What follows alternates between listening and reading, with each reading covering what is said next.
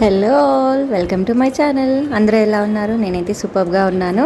ఈరోజు వీడియో వచ్చేసి రెస్టారెంట్ స్టైల్లో టేస్టీగా ఇంట్లో చేసుకునే విధంగా పాలక్ పన్నీర్ రెసిపీ చెప్తున్నాను. ఫస్ట్ కొన్ని పాలకూర ఆకులు తీసుకొని బాయిల్ వాటర్లో వేయాలి ఒక 2-3 మినిట్స్. తర్వాత దాన్ని పేస్ట్లా గ్రైండ్ చేసుకోవాలి.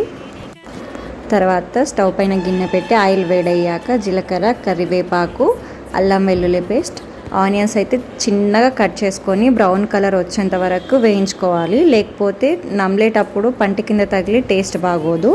తర్వాత గ్రైండ్ చేసుకున్న పేస్ట్ని ఆయిల్లో వేసి కలుపుతూ స్లో ఫ్లేమ్లో ఒక 2-3 మినిట్స్ ఉడికించాలి. ఎందుకంటే మనం ఆల్రెడీ బాయిల్ చేసుకున్నాం కాబట్టి ఎక్కువగా ఉడికించాల్సిన అవసరం ఉండదు. కాస్త కన్సిస్టెన్సీ దగ్గరికి వచ్చేంత వరకు ఉడికించండి.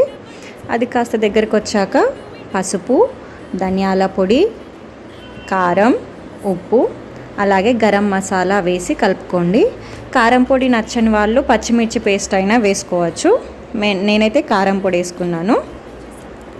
ఇవన్నీ వేసి ఒక 2-3 మినిట్స్ ఉడికించిన తర్వాత కట్ చేసుకున్న పన్నీర్ పీసెస్ వేసి చక్కగా కలపండి. మరీ గట్టిగా కలపకండి, పన్నీర్ పీసెస్ విరిగిపోతాయి.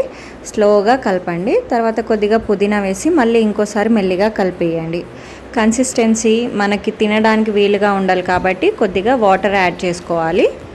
ఆ వాటర్ యాడ్ చేసుకొని ఉడుకుతున్న కూరలో కొద్దిగా బటరు అండ్ కొద్దిగా ఇంట్లో చేసుకున్న గరం మసాలా యాడ్ చేశాను నేను. మీ దగ్గర కస్తూరి మెంతి ఉంటే కూడా యాడ్ చేయవచ్చు. కావాల్సిన కన్సిస్టెన్సీ వచ్చేంత వరకు ఉడికించి ఫైనల్గా కొత్తిమీర వేసుకోవాలి. టేస్టీగా పాలక్ పన్నీర్ రెడీ.